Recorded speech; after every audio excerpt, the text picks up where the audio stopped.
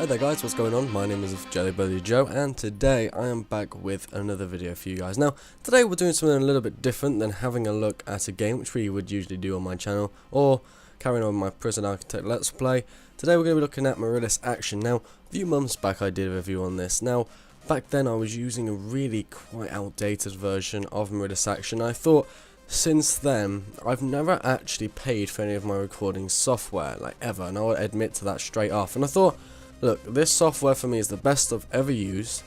I like the layout, I like the design, I like everything about the software, and so I kind of made the decision to say, right, look, I'll buy this. I'll buy it legitimately because I think it's worth the money. Now, that's the first piece of recording software I've ever got to that stage with where I honestly have used it for that long, which I've come to the conclusion that I'm just like, yep, sure, I will pay the money actually to have that software properly, you know, and have the customer support, etc, etc, because I enjoy this program that much. Now, in today's video I want to go over some of the features of Mirillis Action properly and the updated version to what I used to have. There's a few more options in there and everything, and just give you guys an overall feel for Mirillis Action. Now, I know a lot of people use Fraps, and as you'll be able to see on my desktop, it's actually there and to the left, or MSI Afterburner can be used to record as well, but I won't recommend it. But I use Mirillis Action. Now, there's a multitude of reasons why. It's because Mirillis Action does a really good job of mixing file size and quality. Now, the quality, when I'm posting up to YouTube, which is what I do, is never going to be as good as the raw footage that I capture. That's the same with Fraps. You can get a 30GB file for 5 minutes of gameplay, if not less, but when you upload it to YouTube, it will re-render and reconvert the video anyway, so the quality is lost. So really, the big Fraps file sizes for me are not that necessary, because I think no matter how good the recording is, when you get that raw file, it may look as pretty and stunning as it can be, but to be honest, it's not going to look like that when it goes on YouTube, and that's just, you know, YouTube. If they allowed uploads of graphic content such as that to that standard, you know, YouTube would have to have servers after servers of 30GB videos to be able to cope with that, and that's just crazy. So I can understand, and you have to understand, that Fraps, although it's amazing and good and all that, it's kind of pointless in a lot of ways, and there is better alternatives in my opinion out there, such as this. So, as I said, it does a good mix between mixing file size and kind of quality of the image. So as you can see here, Battlefield 4, we'll take this one for example, 1080p, 30fps recording, 20-minute recording is about 18.22 gig. Now you might be thinking, Jesus Christ, that's not a lot, the quality can't be very good, etc, etc.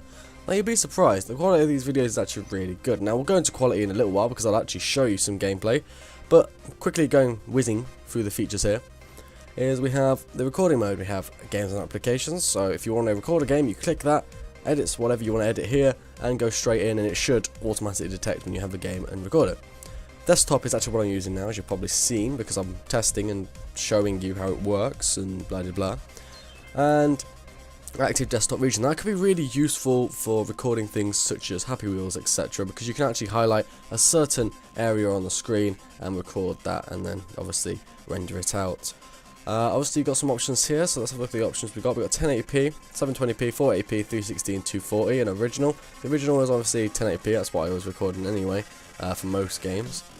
AVI and MP4, the two file types which you have, and the video frame rate you can go up to 60. Limited amount of options, say, compared to DxTory, but the options are sufficient and they're straightforward and easy to understand. Duration, you can set a duration, and there's also an extra feature here for Intel processor users, I'm personally not, where you can actually do special rendering stuff as well, so you can allow multi-channel audio recording as well, but personally I don't do that either, because I can't just, you know, I'll show you why.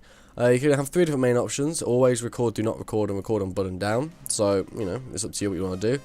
A live streaming thing is in there. It's like £2 a month to subscribe, and you get a key, and you can pretty much live stream whenever the hell you want. You get loads of options there. It's simple to set up, etc, etc. Really fast, simple to use. I personally didn't use it, but you know.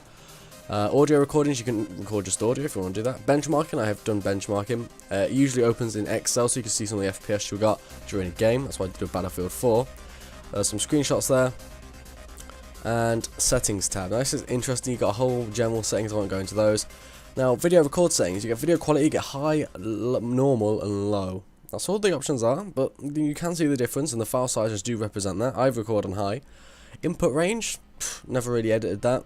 Multi-core recording is what you want, you know, if you've got an AMD like me especially, is what you want to be doing.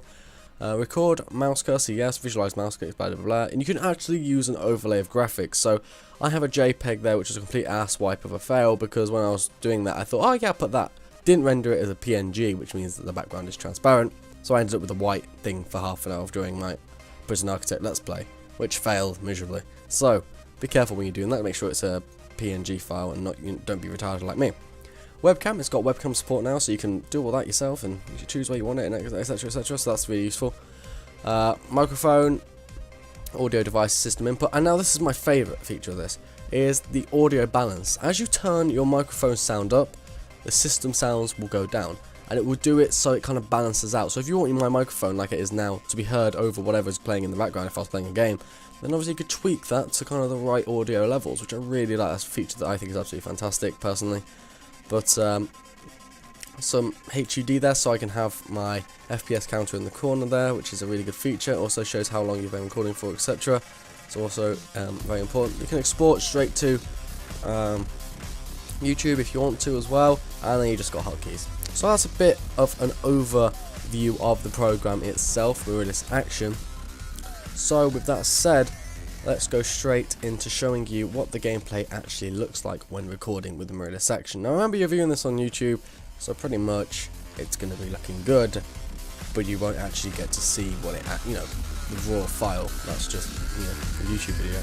So here you guys go anyway. Have a look at the quality, the FPS. I don't think I've recorded the FPS in this, but it was just a solid 30, if not more, because I think this is unlike Fraps. If you record at 30, you can play at 40 still, or whatever you're at, but I usually just do it 30 and it plays fine, smooth as hell, no lag input, which is something which is fantastic about this.